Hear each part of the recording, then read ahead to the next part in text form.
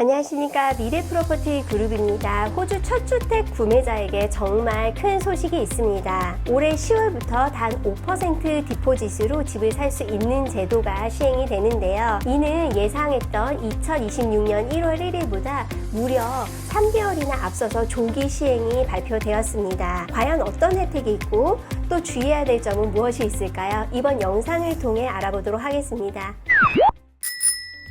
첫 번째로 호주에서 집을 사려면 계약금이 집 구매 가격의 10% 그리고 20% 정도가 필요했는데, 예를 들어 100만 달러의 집을 구매할 경우 20만 달러 정도가 필요했습니다.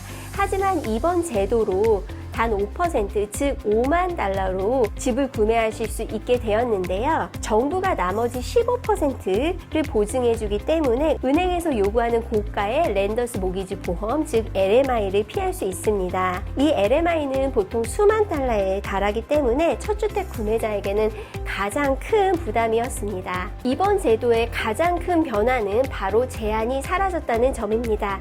첫 번째로는 소득 제한이 없어졌습니다.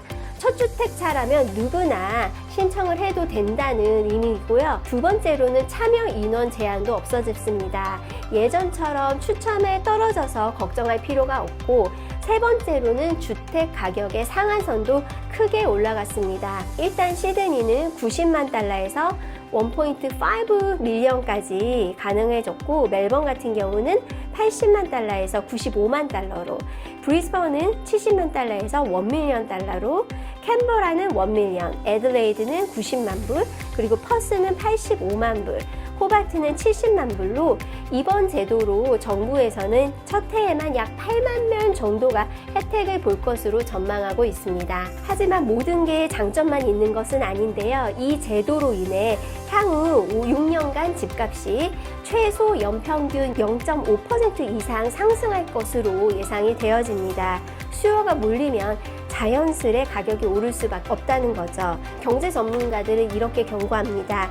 5% 계약금으로 집을 사는 것도 중요하지만 95%의 대출을 감당할 수 있는가도 체크를 해야 될 부분입니다. 정부는 이번 제도 외에 주택 공급을 늘리기 위한 다른 조치들도 내놓았는데요. 건축법 개정 같은 경우 2029년까지 유예 그리고 불필요한 규제를 멈추고 안전 규정만 유지하기로 하였고, 또한 환경 승인에 묶여있던 26,000호 이상의 주택 프로젝트를 신속하게 처리한다고 밝혔습니다. 이런 조치들로 인해 정부가 세운 10년간의 120만 채 공급 목표를 맞추기에 움직임이 시작되었습니다. 정리해보면 이번 5% 계약금 제도는 첫 주택 구매자들에게 정말 큰 혜택이 아닐 수 없는데요. 하지만 수요가 몰려 동시에 시장이 과열되고 부동산 가격 상승이 점차 심화될 것으로 예상되고 있습니다. 지금 바로 내 집을 사는 게 나을까요? 아니면 더 기다리시겠습니까? 오늘 영상을 보고 궁금하신 고객님들께서는 저희 미래프로퍼티 그룹의 더보기란에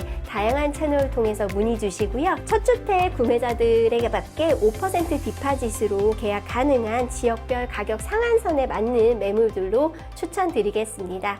감사합니다.